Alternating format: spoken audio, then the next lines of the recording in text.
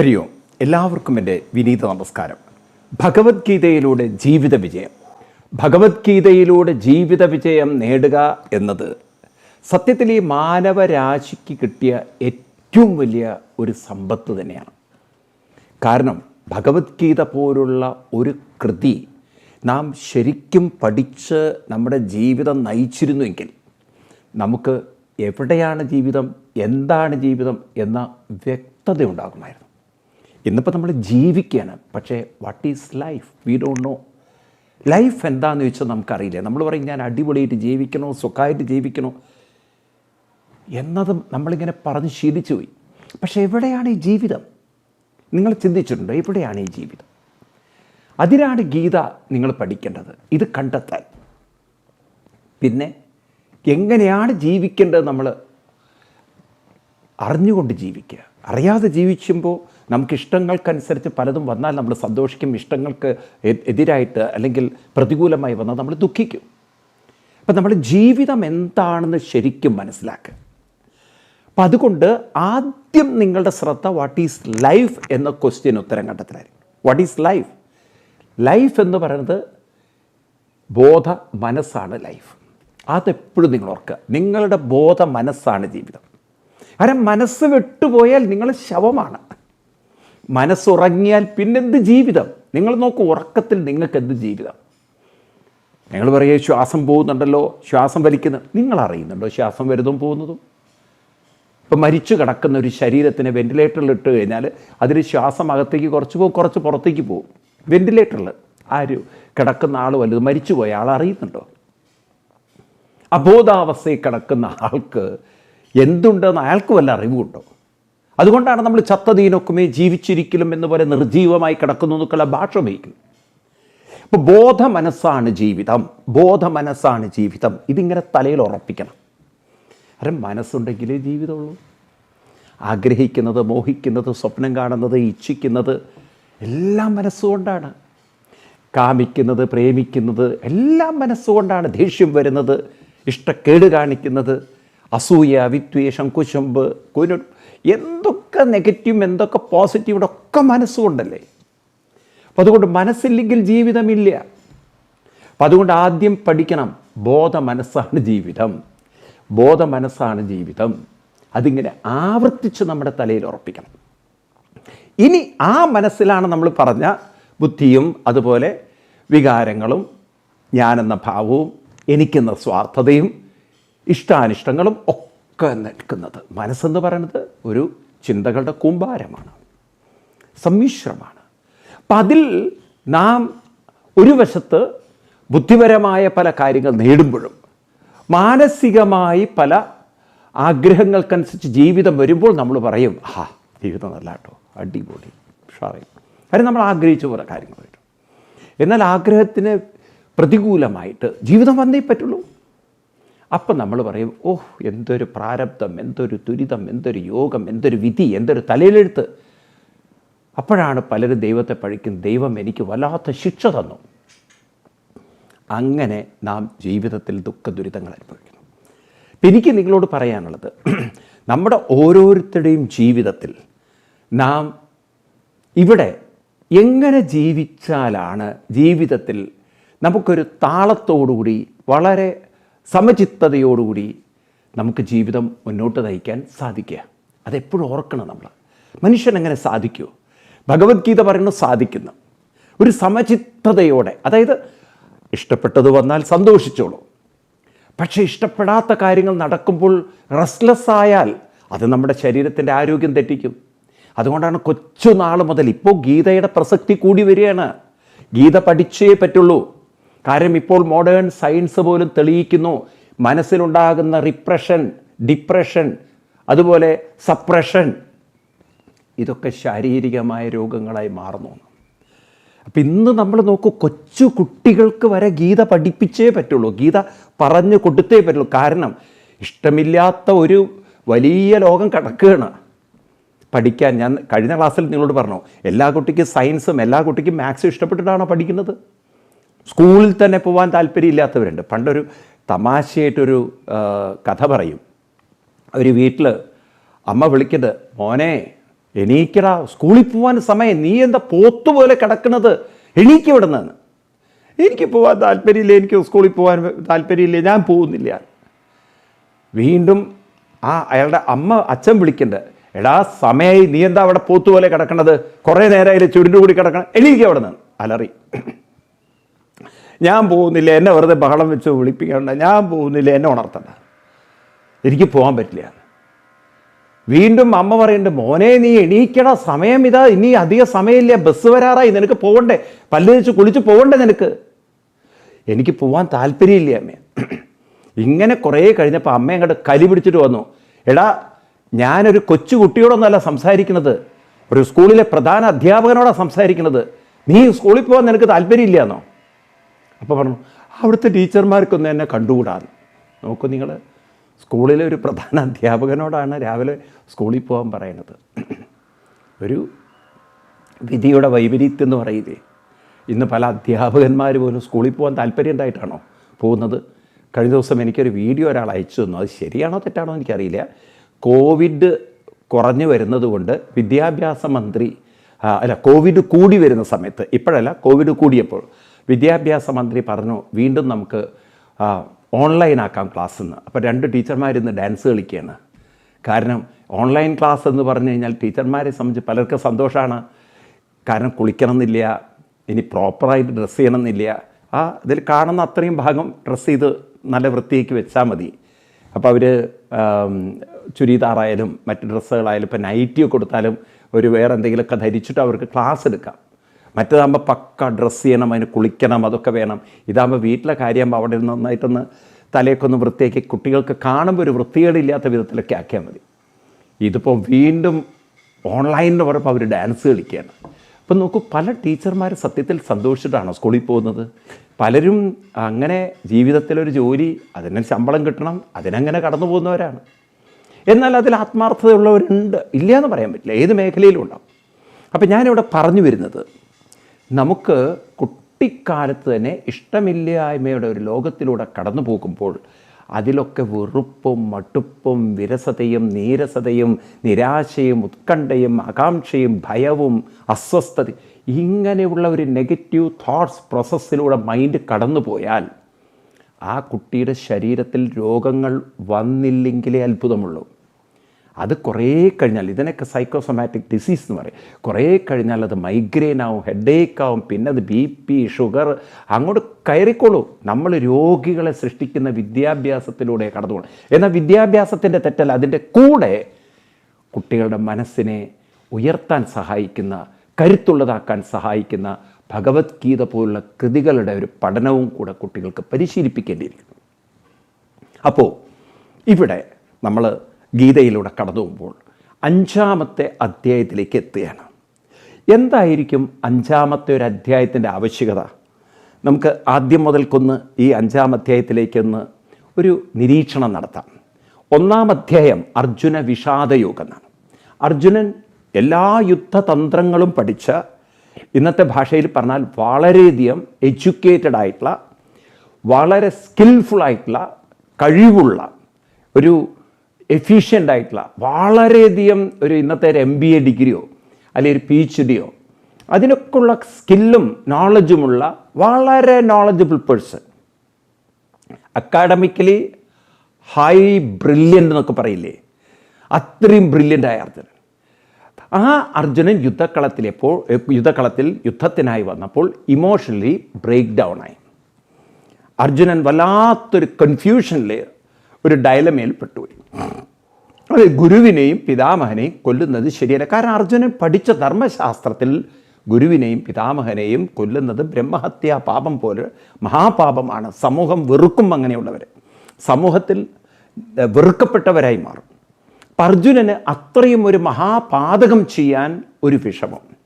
അർജുനൻ കൺഫ്യൂസ്ഡായി.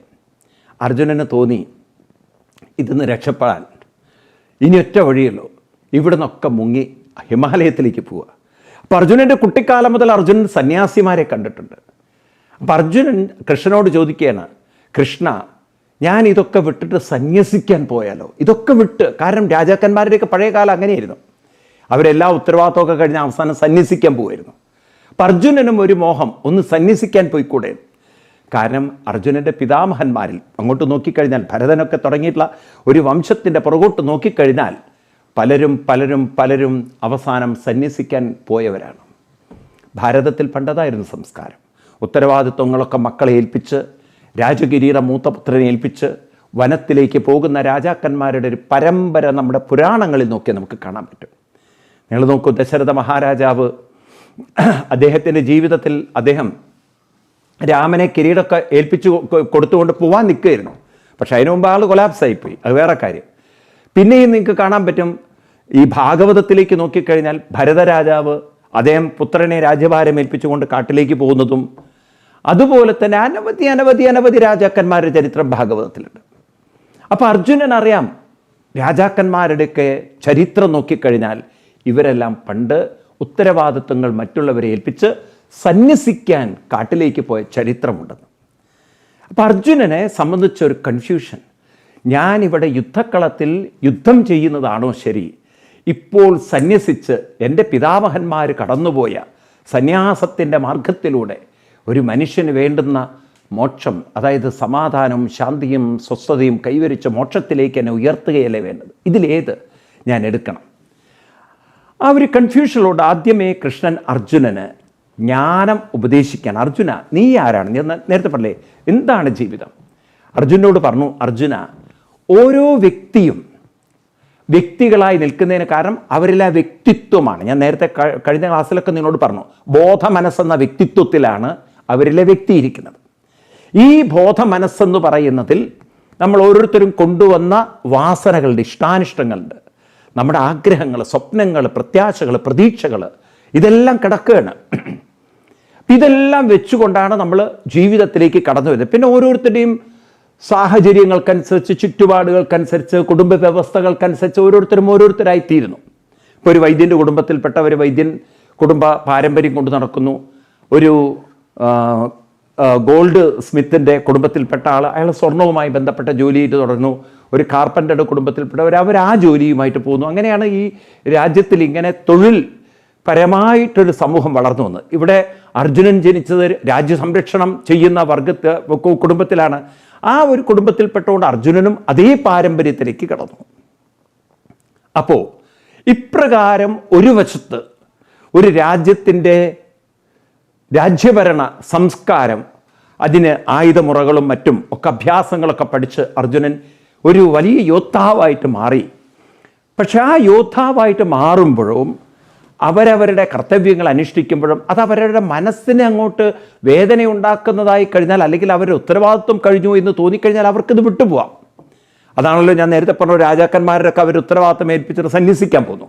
ഇവിടെ അർജുനൻ അത് ആ പോയിന്റ് തോന്നി, അതായത് ഇനി എനിക്ക് ഇതെല്ലാം വിട്ടിട്ട് പോകണമെന്ന്. അപ്പോഴാണ് കൃഷ്ണൻ പറഞ്ഞ, അർജുന ഓരോരുത്തരുടെയും ബോധ മനസ്സിൽ ഇങ്ങനെയുള്ള വാസനകൾ, ഉത്തരവാദിത്വത്തിൻ്റെ കുറേ കാര്യങ്ങൾ ഇരിക്കുന്നുണ്ട്.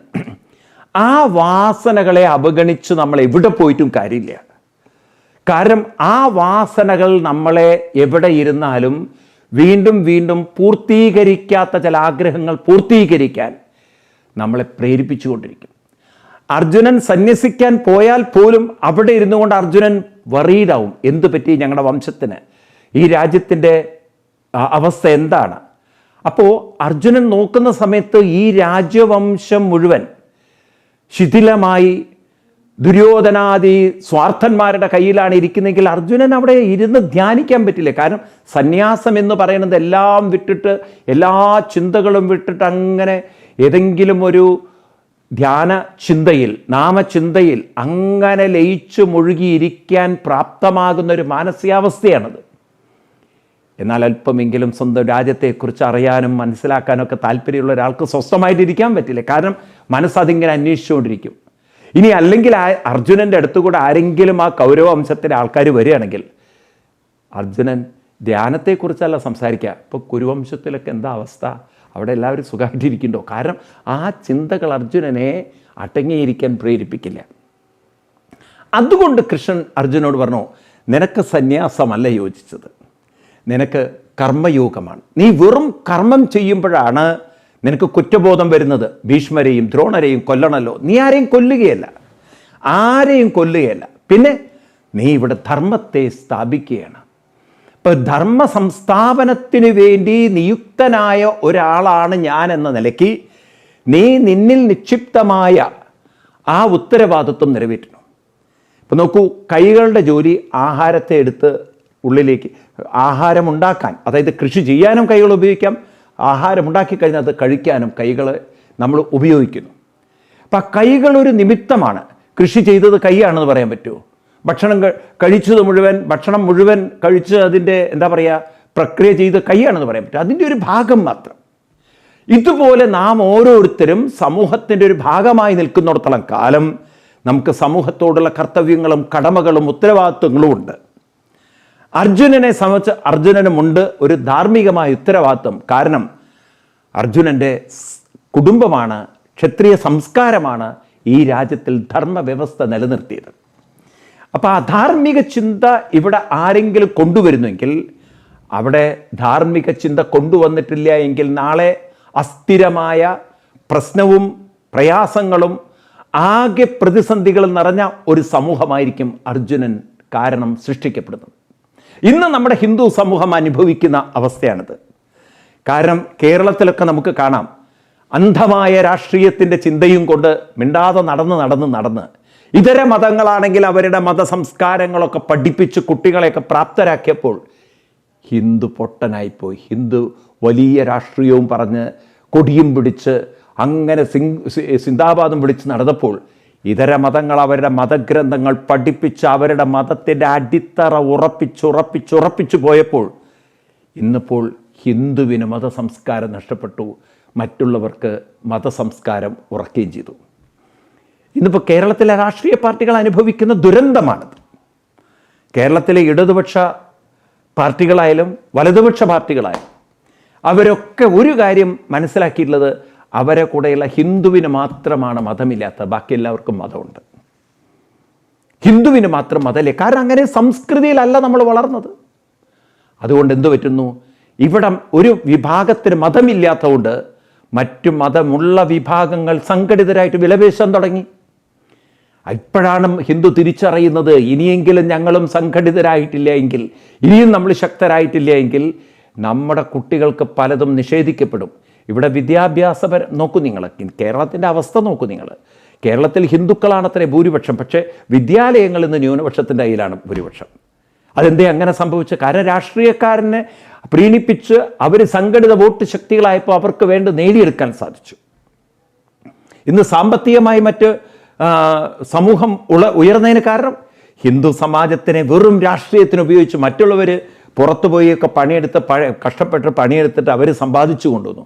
ഹിന്ദു പാവം കൊടിയും പിടിച്ച് സിന്ദാബാദും വിളിച്ച് ബോംബുണ്ടാക്കാൻ പഠിച്ചവൻ. അതാണ് അവൻ്റെ ഏറ്റവും വലിയൊരു കാര്യം. അത് പ്രത്യേകിച്ച് കണ്ണൂർ കാസർഗോഡൊക്കെ ഉള്ള ഭാഗങ്ങളിൽ ഹിന്ദുവിൻ്റെ മെയിൻ തൊഴിൽ എന്താണെന്ന് വെച്ച് കഴിഞ്ഞാൽ പകൽ ബീഡി വലിക്കുക, രാത്രി ബോംബ് പൊട്ടിക്കുക. ഈ അവസ്ഥയിലേക്ക് അവൻ അധപ്പതിച്ചു. കൊടി പിടിക്കാനും ബീഡി വലിക്കാനും ബോംബ് പൊട്ടിക്കാനുമുള്ള ഒരു തരം ഈ ഇവരുടെ തീവ്രവാദികളുടെ ഇടയിൽ കാണുന്ന ചാവേറുകളെ ഹിന്ദു അധപ്പതിച്ചു. അപ്പം അതിൽ നിന്നൊക്കെ ഹിന്ദു സമൂഹത്തെ ഒന്ന് മോചിപ്പിച്ച് കൊണ്ടുവരണമെന്നുണ്ടെങ്കിൽ, ഹിന്ദുവിനൊരു മുക്തി വേണമെന്നുണ്ടെങ്കിൽ നാം ചില ധാർമ്മിക കാര്യങ്ങൾ ഏറ്റെടുത്ത് ചെയ്യേണ്ടതുണ്ട്. അതിൽ പ്രധാനപ്പെട്ടതാണ് ഒരു സംഘടിത ശക്തിയായി ഹിന്ദു അവൻ്റെ ധർമ്മത്തെ, അവൻ്റെ സംസ്കാരത്തെ കാത്തു സൂക്ഷിക്കുക. ഇവിടെ കൃഷ്ണൻ അർജുനോട് പറഞ്ഞു, അർജുന നീ കർമ്മയോഗം അനുഷ്ഠിക്കൂ. എന്താ കർമ്മയോഗം? കർമ്മയോഗം എന്ന് പറയുന്നത് കർമ്മത്തിൽ മുഴുവൻ സ്വാർത്ഥതയാണ്, അഹങ്കാരമാണ്, ഞാൻ ചെയ്യുന്നു. കർമ്മയോഗത്തിൽ മുഴുവൻ സേവനമാണ്. ഒരു ധർമ്മത്തെ നിലനിർത്തുന്നതിന് വേണ്ടി, ധർമ്മത്തിന് വേണ്ടിയിട്ട് ഞാൻ എൻ്റെ കടമ, എൻ്റെ കർത്തവ്യം, എൻ്റെ ഉത്തരവാദിത്വം നിറവേറ്റുന്നു. അപ്പോൾ വലിയൊരു സംസ്കൃതിക്ക് ഞാൻ എൻ്റെ ഭാഗത്തുള്ള റോൾ പരിശീലിക്കുന്നു, അല്ലെങ്കിൽ പ്രവർത്തിക്കുന്നു. അപ്പം ഞാനതിൻ്റെ ഒരു നിമിത്തമായി, ഞാനതിൻ്റെ ഒരു ഭാഗമായി. അപ്പം അങ്ങനെ എല്ലാവരും അതിനുവേണ്ടി ഇങ്ങോട്ട് പ്രവർത്തിക്കുമ്പോൾ ധർമ്മത്തിൻ്റെ ശക്തി കരുത്തുകൂടും.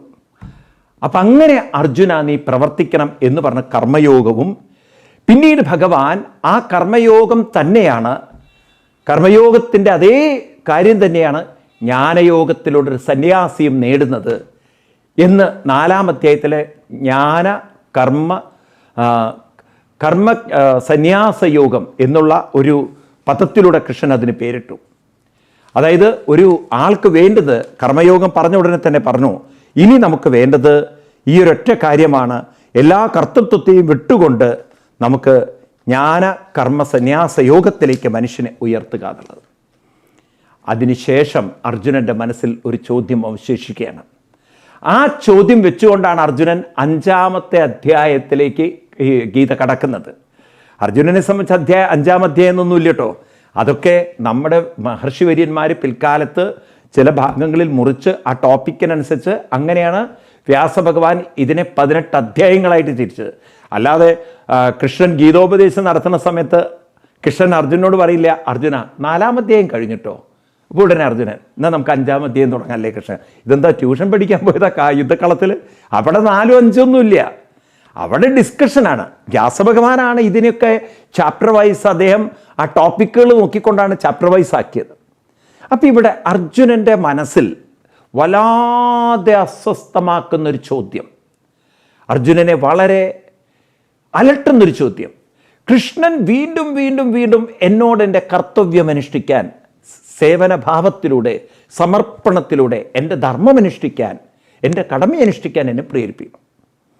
കാരണം സമൂഹത്തിൽ നീതിയും സത്യസന്ധതയും ധർമ്മവും നിലനിർത്താൻ ഒരു ക്ഷത്രിയൻ ബാധ്യസ്ഥനാണ്.